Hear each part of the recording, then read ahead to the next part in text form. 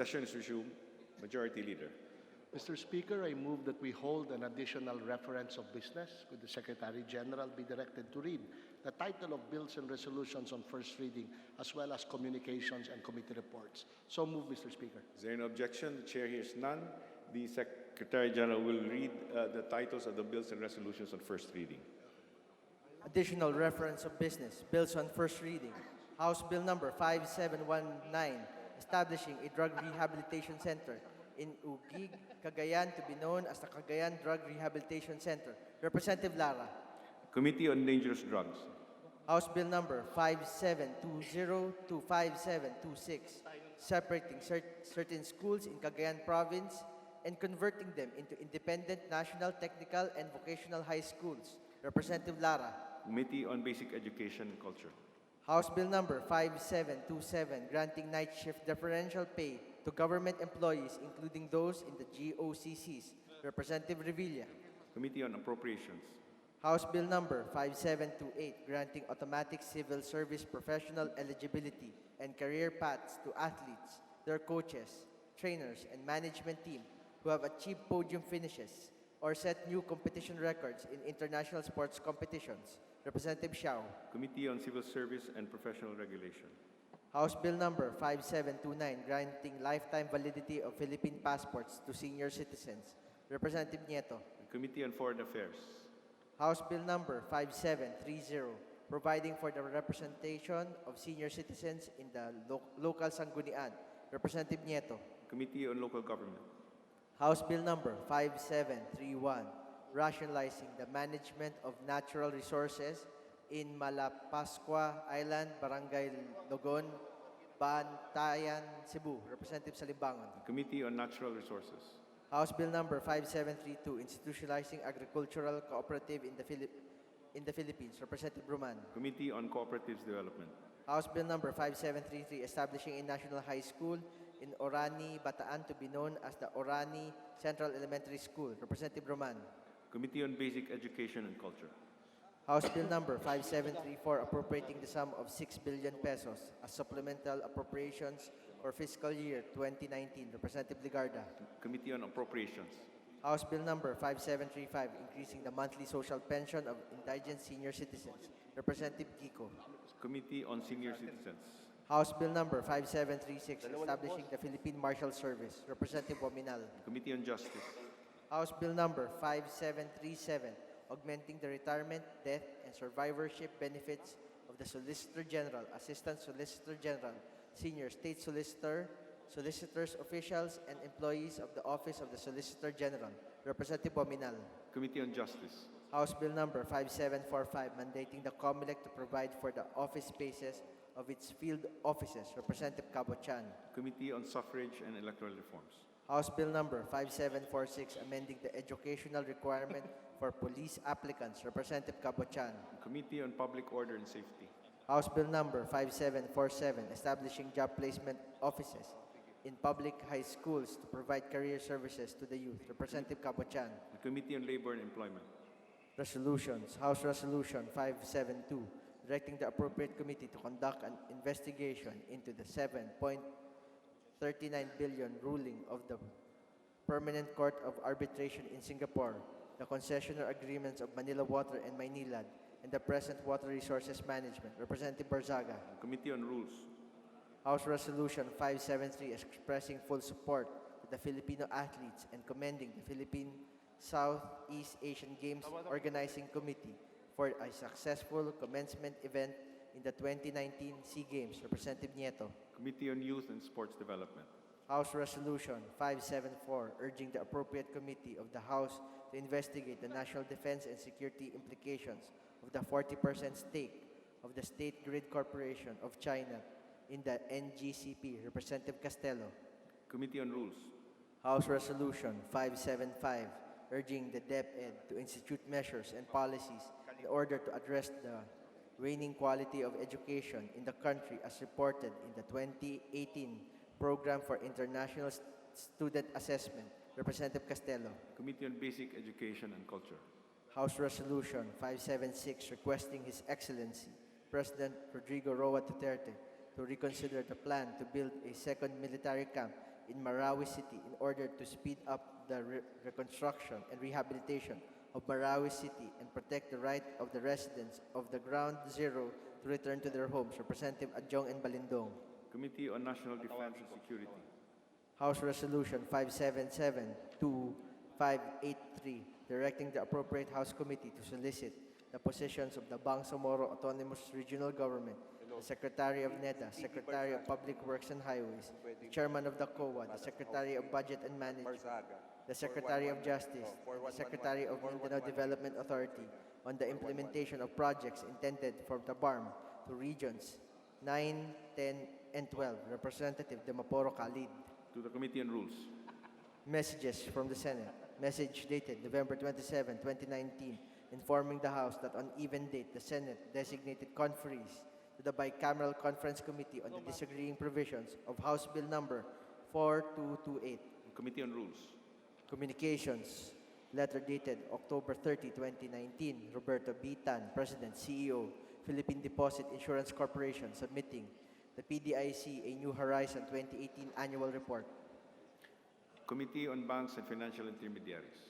Letter dated November 11, 2019 of Michael G. Aguinaldo, Chairperson, COA, furnishing the House a copy of the Annual Audit Report on the SSS for the years ended December 31, 2017 and 2018. Committee on Appropriations. Letter dated November 19, 2019 of Maria Glenda E. Lim, State Auditor 5, Supervising Auditor Groups, CGS 1 and 2, Water Districts and other CGS standalone agencies, Regional Office Number 6, COA, furnishing the House a copy of the Annual Audit Report of Dueñas Water District, Dueñas Iloilo, for the year ended December 31, 2018. Committee on Appropriations. Letter dated 19 November 2019 of Delphine Lorenzana, Secretary, DND, submitting the Department's calendar year 2019 first semester report on the revised AFP modernization program. Committee on National Defense and Security.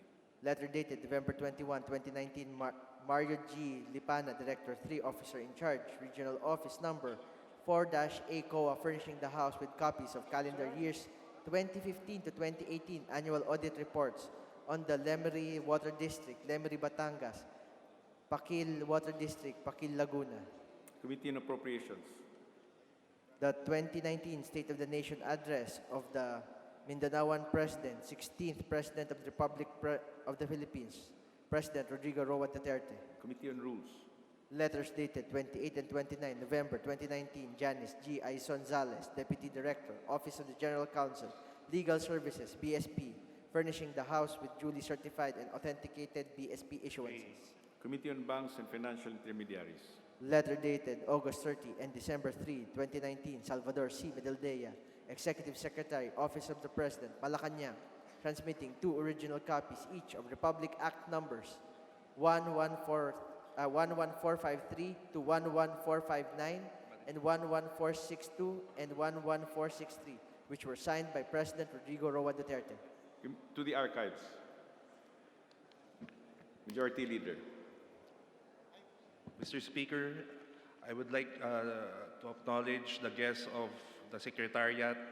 They are the students and faculty of the Philippine Normal University Graduate School. The guests of the House will please rise to be acknowledged. Welcome to the House of Representatives. We thank you for your visit. Mr. Speaker, I move that we open the privilege hour. Is there an objection? Chair hears none. The privilege hour is hereby open. Mr. Speaker, I would like to please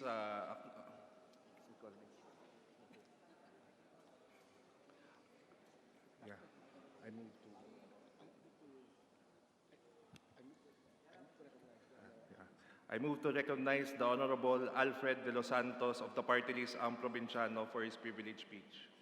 The Honorable De Los Santos is hereby recognized for his privileged speech. Thank you, Mr. Speaker. Thank you, Majority Leader. I would like to take advantage the privilege hour to discuss the victims of the affected of the Typhoon Tisoy. Malaki ang nawalang pinsala ng bagyong Tisoy. In Region 5 alone, more than 1 million people have been affected.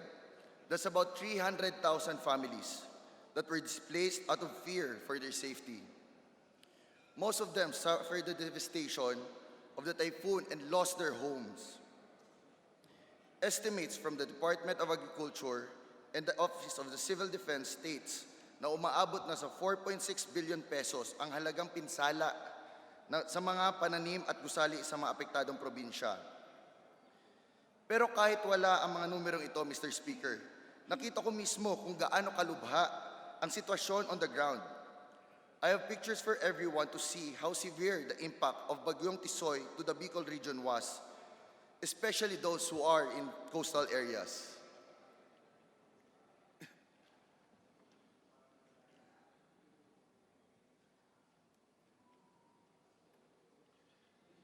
Grabe din ang pinsala na dinala ni Tisoy sa mga daanan natin at mga power lines.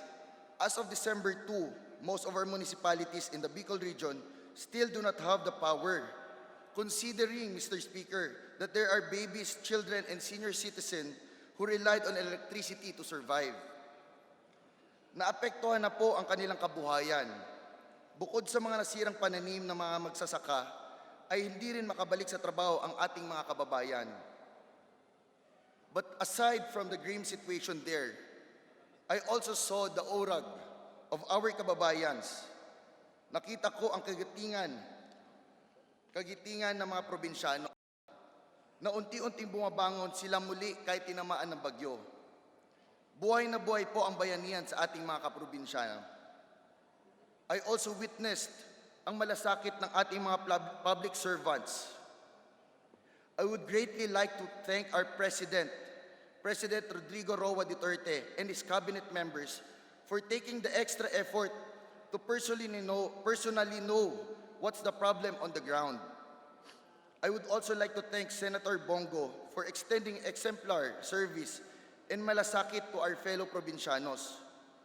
Through the swift test of our actions, napabilis ang relief operations at restorations. Tumatayo po kayo bilang inspirasyon sa ating lahat. To my fellow congressmen and local government officials, thank you very much for being there and reaching out to the fellow provincianos. But my dear colleagues, Mr. Speaker, despite our best efforts, there is still a lot to be done for the Bicol region. There are still a lot of homeless people. There are still a lot of empty stomachs, and every day they are experiencing the darkest night of their lives. This is why, my dear colleagues, I implore to you to join me in the spirit of giving and public service. Let us all work together in restoring their lives and giving them hope. If we may donate a part of our salary towards the relief and restoration efforts in the Bicol region, President Duterte himself has commended the ongoing efforts. Kaya ipagpatuloy lang natin ito hanggang makabangon silang muli. May mga tao po na magpapasko ng walang tahanan. Masakit man itong isipin, ito ang realidad ngayon.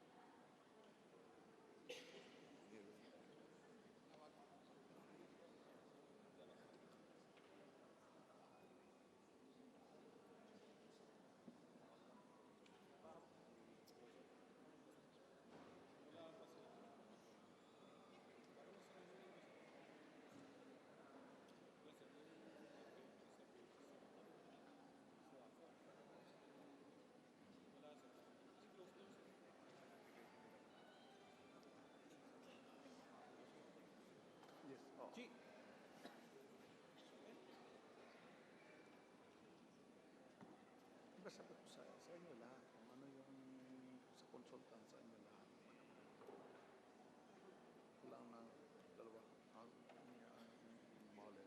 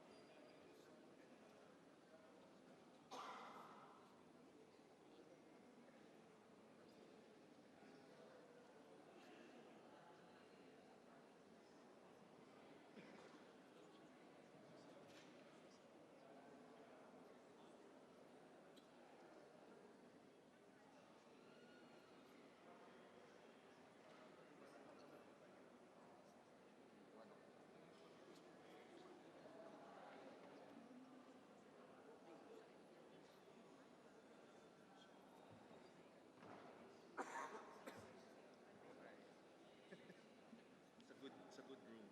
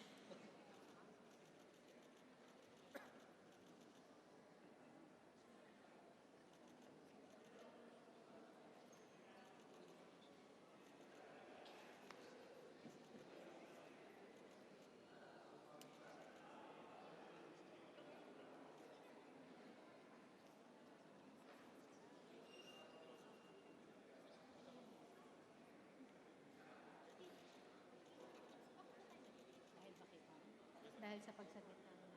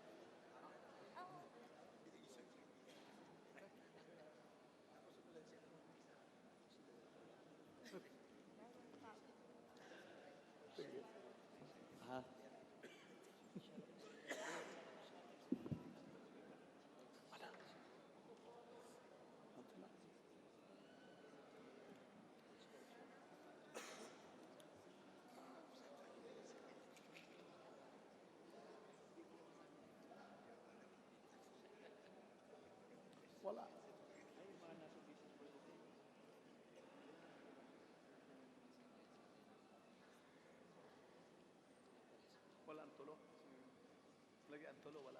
Anay third reading na to. Pwede na siya. Kanin tulo ka. Privilege speech wala pa. Wala pa.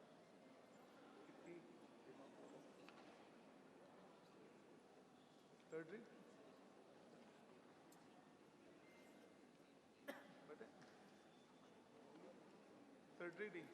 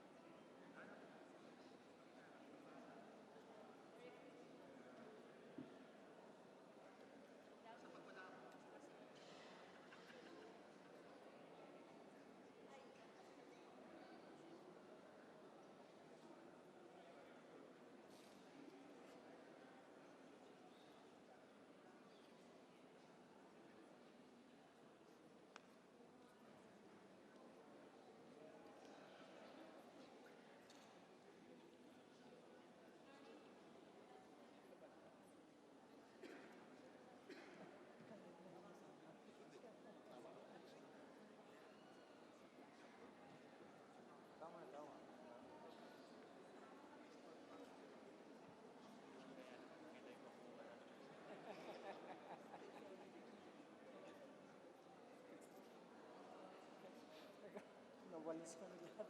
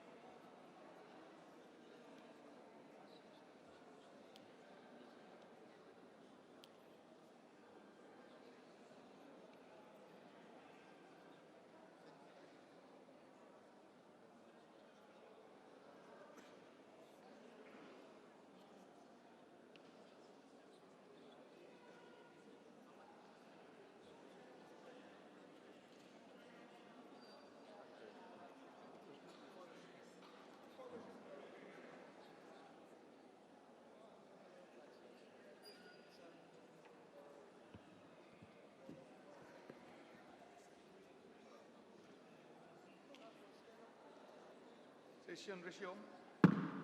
Majority Leader. Mr. Speaker, I would like to acknowledge the guests of the Secretary General of Congresswoman Jocelyn Lim Kaichong. They are the Barangay Chairman of the Municipality of Ayungon, Negros Oriental. They are Chona Agustino, Richel Sarvida, Rico Tiengo, Eduardo Silvano, Virgilio Aguirre Sr., Arturo Carinal Jr., Resil Mahinay, Perkins Jeffred Emperado, Jaime Herasmia, Eddie Quiliope, Chito Degit, Marvin Liboon, Mesdi Habel, Sandy Encontro, Chona Agustino, Osias Teves, Dorio Dolino, Hamen Mandate Jr., Enrique Dayagdag Jr., Saturtino Cabual, Felipe Caldera Jr., Eli Salimbagat, Ray DePilio, and Nobi Andoy. They are the guests of Honorable Jocelyn Lim Kai Chong. Mr. Speaker. The guest of the Honorable Jocelyn Lim Kai Chong, Barangay Chairman of the Municipality of Ayungon, Negros Oriental. Welcome to the 18th Congress House of Representatives. May your short stay here be memorable and enjoyable. Majority Leader. Mr. Speaker, I would like to also acknowledge the guests of the Honorable Alfred de los Santos of the party list Provinciano. They are Nico Foss, Francis Jim Toscano, and Jessica De Miguelio. To the guest of the Honorable Alfred de los Santos, please rise. Nico Foss, Francis Toscano, and Jessica De Miguelio. All are coach coordinator and sports coordinator. Welcome to the House of Representatives, 18th Congress. May your stay here be enjoyable and memorable. Majority Leader. Mr. Speaker, may we suspend the session for a few minutes? Session suspended.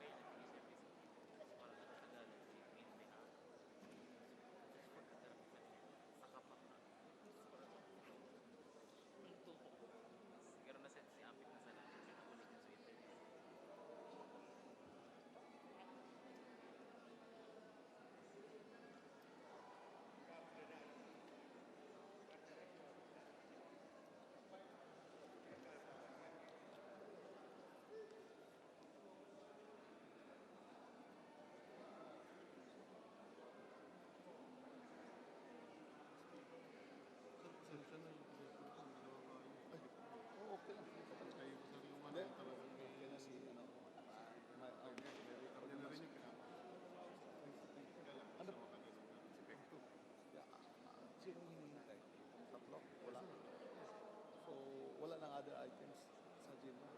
Right.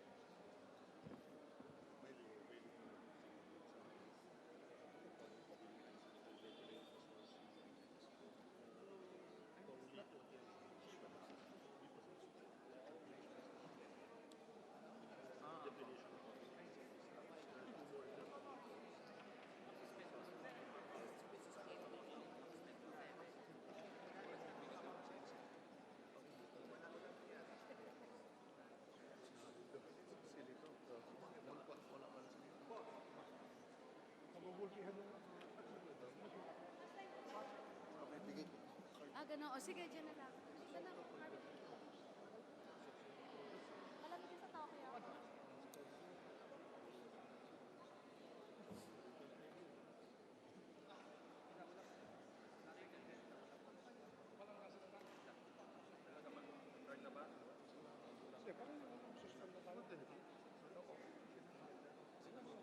Sir, and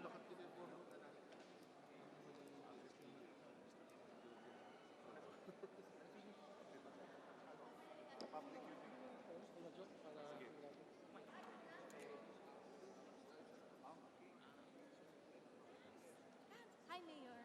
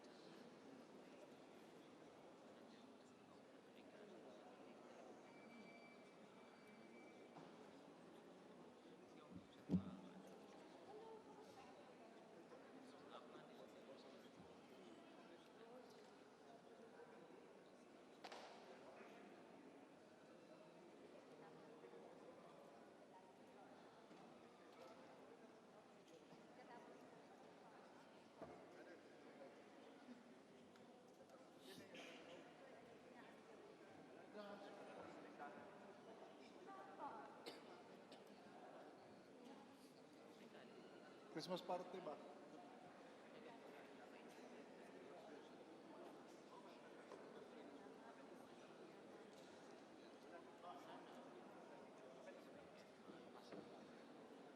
Wala dito?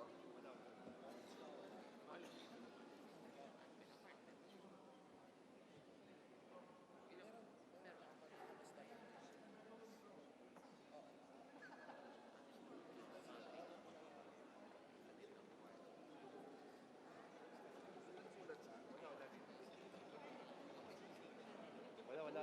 Close na, close. Close na eh.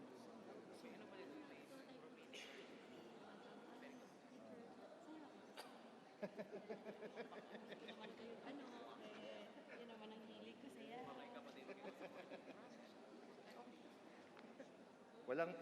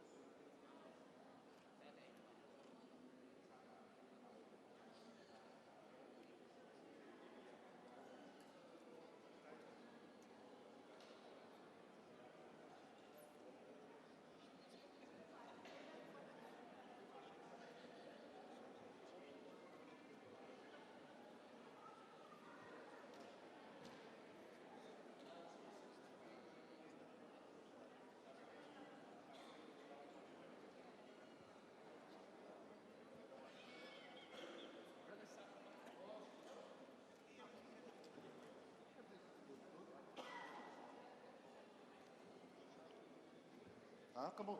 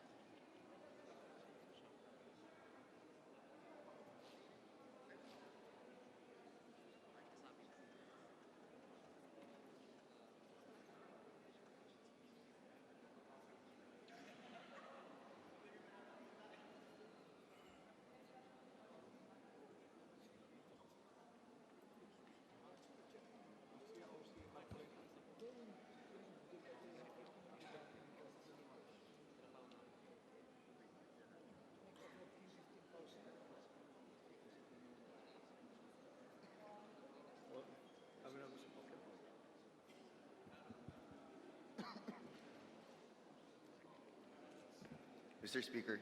Session resume. Majority Leader. Mr. Speaker, may we recognize the guest of Honorable John Reynald Tiangco of the Long District of Navotas. They are the students from Navotas National High School, Navotas National Science High School, San Rafael Technical Vocational High School, and Tansa National High School. So, Mr. Speaker. The guest of the Honorable John Reynald Tiangco of the Lone District, Navotas City, from Navotas National High School, Navotas National Science High School, San Rafael Technical Vocational High School, and Tansa National High School. Please rise. Welcome to the House of Representatives, 18th Congress. May your stay here be memorable and enjoyable. Majority Leader, Mr. Speaker, I move to suspend for a few minutes. session suspended.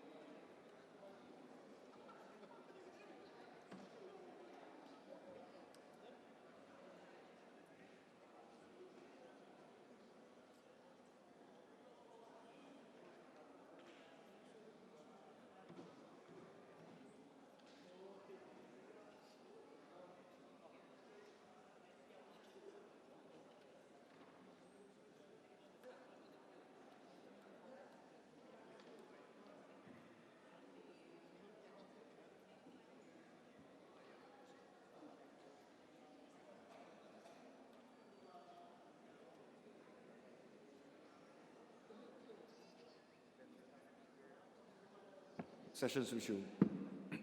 Majority Leader.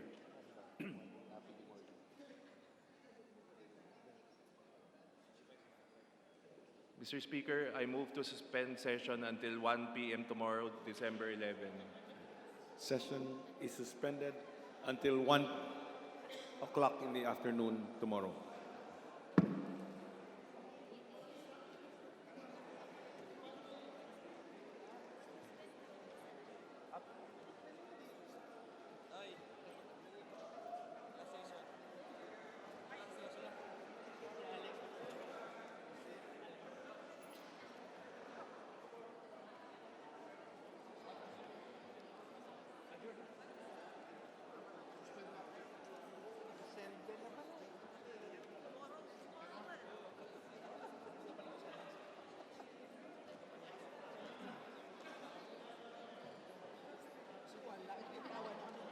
Sige, sige.